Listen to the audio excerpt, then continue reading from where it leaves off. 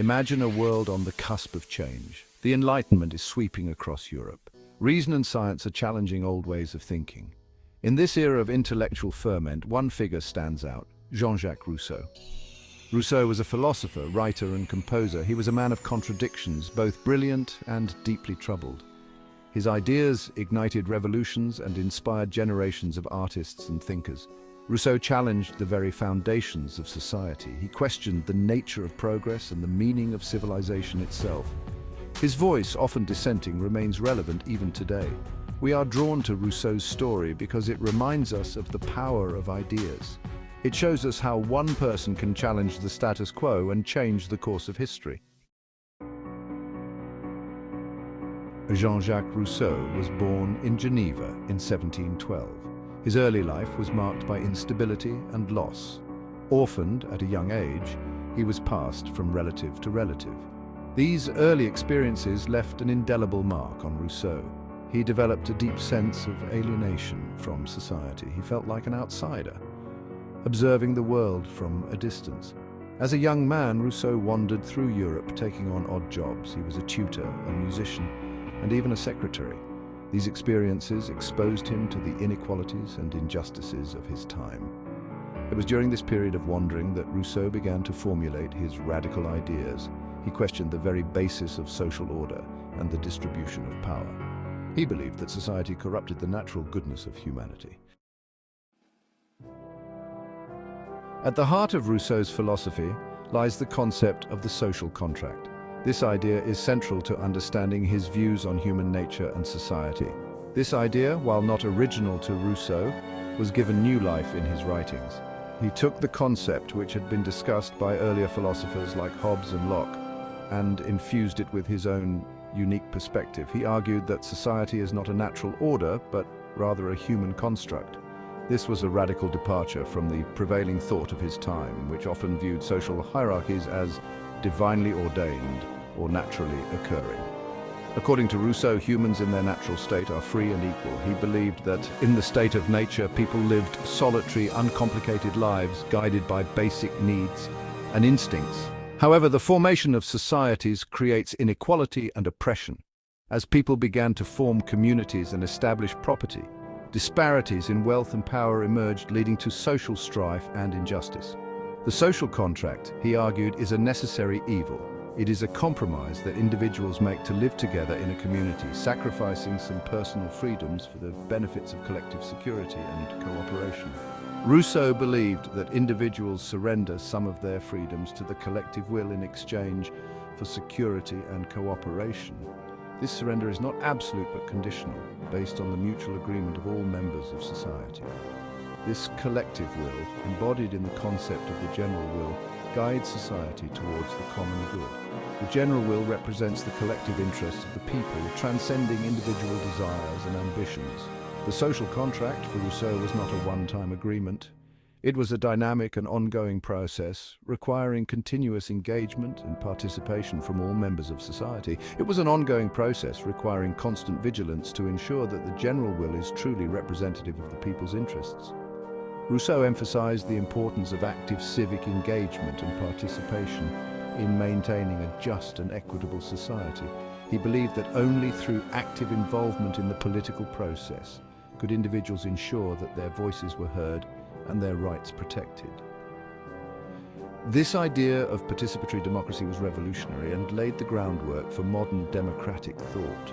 Rousseau's ideas influenced many revolutionary movements, inspiring people to challenge oppressive systems and strive for a more just and equitable society.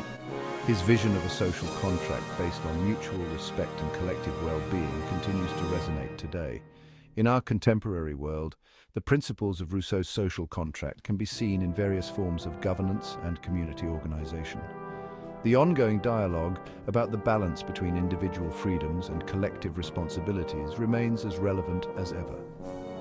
As we navigate the complexities of modern society, Rousseau's revolutionary idea of the social contract reminds us of the importance of working together for the common good, ensuring that our social structures promote equality, justice, and cooperation for all. Section 4, Back to Nature. Rousseau's vision of humanity.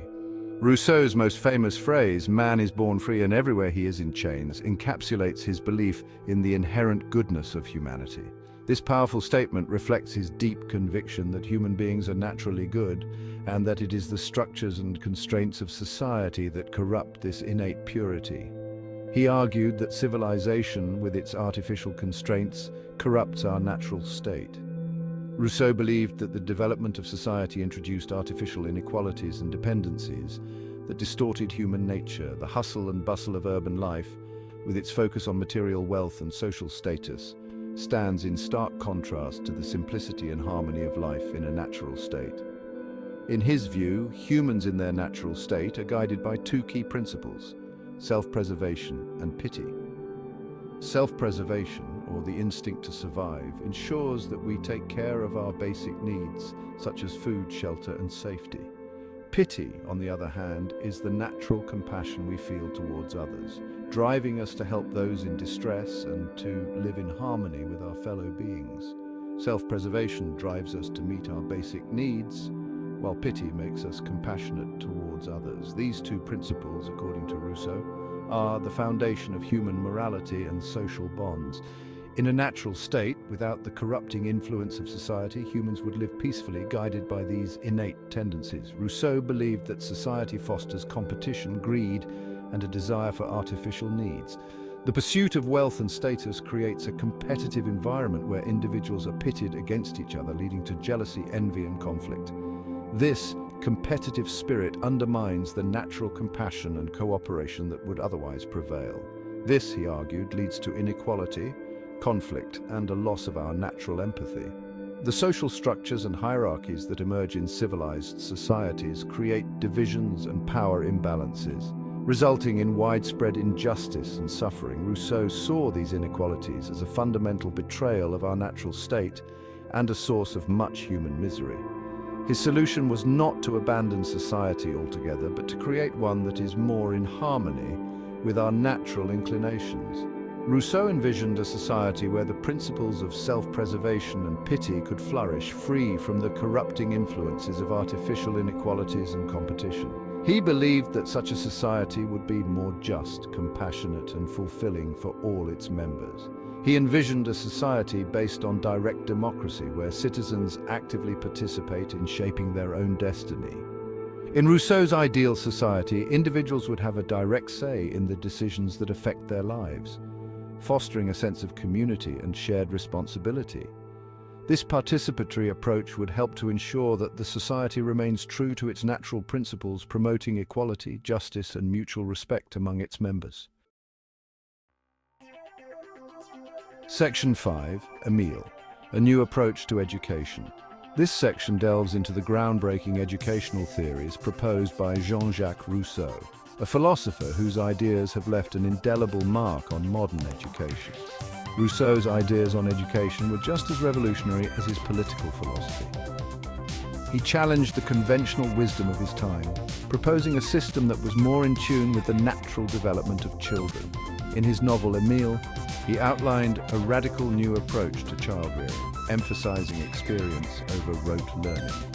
This was a stark contrast to the rigid authoritarian methods that were prevalent in the 18th century. He believed that children are born naturally good and curious. This fundamental belief shaped his entire educational philosophy, which focused on nurturing these innate qualities rather than suppressing them. Education, he argued, should foster this natural curiosity and allow children to learn at their own pace through exploration and discovery. Rousseau was a firm believer in the idea that learning should be a joyous and engaging process.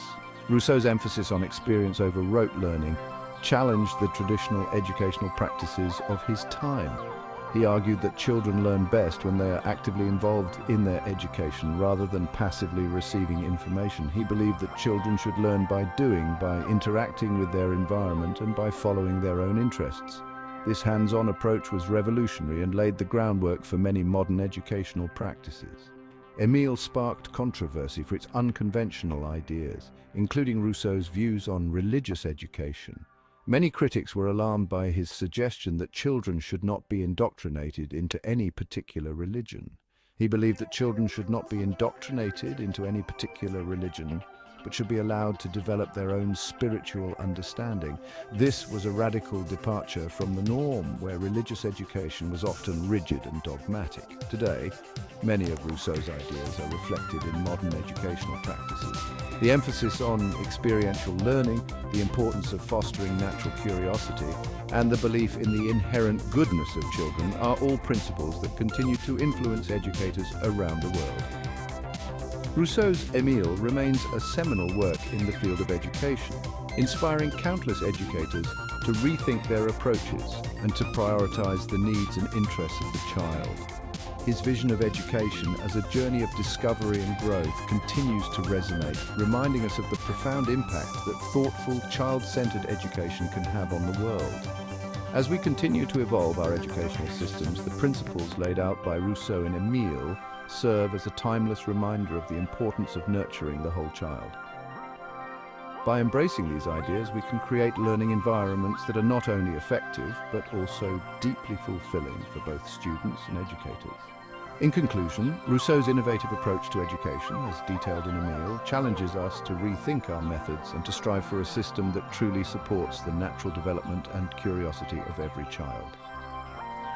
His legacy lives on, inspiring future generations to create a more compassionate and effective educational landscape. Section 6: Confessions, a window into Rousseau's soul. Rousseau's autobiography, Confessions, is a literary masterpiece that provides a candid and often unsettling look into the philosopher's own life and struggles. It's a work of unflinching self-examination. In Confessions, Rousseau reveals his innermost thoughts, desires, and flaws. He holds nothing back, detailing his personal failures, his moments of self-doubt, and his often turbulent relationships. The book was controversial in its own time for its frankness and its exploration of sexuality. Rousseau's willingness to expose his own vulnerabilities challenged the prevailing social norms of the day. Confessions is a testament to Rousseau's belief in the importance of authenticity. He believed that true freedom comes from understanding and accepting oneself, even our darkest impulses.